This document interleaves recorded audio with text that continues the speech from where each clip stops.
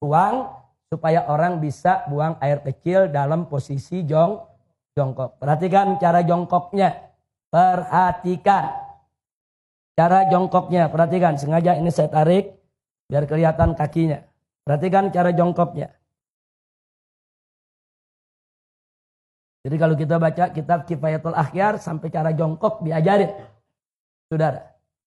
Cara jongkoknya itu perhatikan. Jadi ini kiri ini kaki. Jadi kita punya paha, ini pantat kita, ini diri di atas kaki kiri. Ini tegakkan. Begini cara buang air kecil. Seperti ini. Nah, karena kalau Anda lakukan seperti ini, insya Allah buang air kecilnya tiris. Kita jauh dari penyakit silisil bol. Nah, penyakit yang kencing gak habis-habis. Sebab kalau Anda tidak tiris, ya perasaan kalau kita jongkok aja biasa, kencing, selesai. Saudara, nah begitu selesai, kita ambil wudhu dan lain sebagainya. Tanpa terasa, kadang-kadang air kencing masih keluar. Ngetesnya gampang. Cara ngetesnya, Anda kencing jongkok biasa. Nah, setelah jongkok biasa selesai, Anda cebok, istinja, Anda keringkan, Anda taruh kapas. Tes saja atau taruh tisu. Nah, taruh tisu, Anda pakai celana dalam, taruh tisu, tutup aja sama tisu. Habis itu Anda wudhu, apa segala macam, Anda mau sholat. Buka lagi, lihat tisunya. Ada tetesan air keluar lagi. Itu kalau kita mau ngetes, bener gak ini keluar lagi? Jadi kalau orang yang buang air kecilnya tidak tiris, akan keluar lagi. Nah maka itu supaya tidak keluar lagi, perhatikan. Ini seperti ini akan tiris. Seperti ini.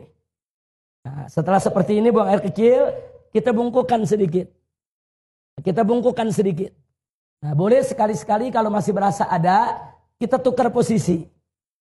Nah, sekarang kita di kanan, kiri yang tegak. Tapi ini bukan posisi utama, bukan. Posisi utama yang tadi. Posisi utama yang tadi. Ini cuma untuk menggoyang kita punya kantung kencing. Supaya kantung kencing kita ini kegoyang. Digoyang begini, balik lagi. Tapi ini yang utama.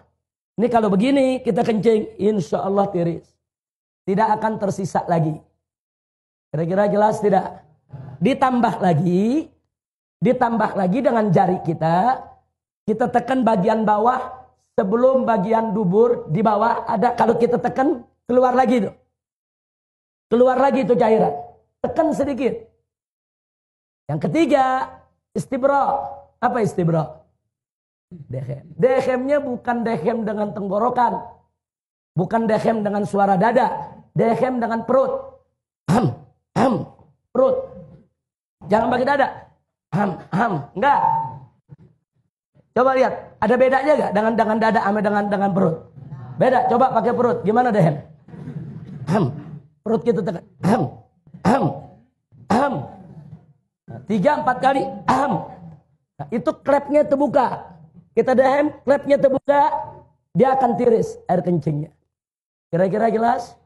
Habis itu baru kita istinja. Jadi Islam ini indah. Sampai cara kencing diajarin. Dalam Islam ya ikhwan. Dan ternyata para dokter ngakui. Para dokter itu mengakui. Ternyata betul. Memang posisi itu membuat bukan hanya kantung kencing. Membuat ginjal kita di posisi yang benar untuk membuang daripada air seninya. Jadi posisi ginjal nih, saudara memang seperti ini.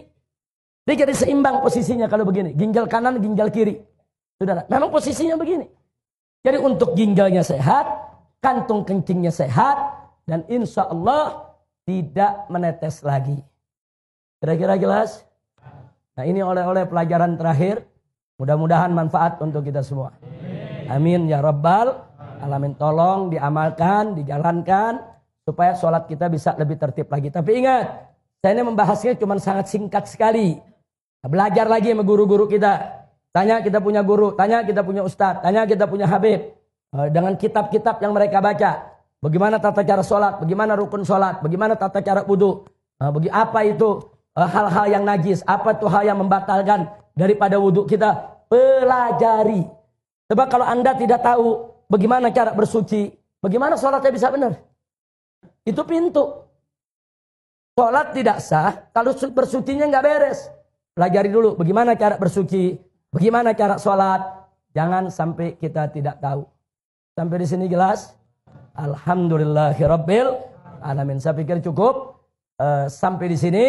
Itu saja yang bisa saya sampaikan. Terima kasih. Hadani Allah wa iyyakum ila siratal mustaqim. Wassalamualaikum warahmatullahi wabarakatuh. Begitu kita sholat di tahiyat yang terakhir, kemudian kita teringat, yakin bahwa tadi di rakaat kedua kita tidak baca suratul Fatihah. Tapi kita langsung membaca surat. Maka sebelum kita salam, kita masih ada dalam sholat kita. Maka rakaat kedua kita tidak sah. Lalu bagaimana solusinya? Kita berdiri, berarti kalau rakaat kedua dihitung tidak sah, kita baru berapa rakaat sholat? Baru 3.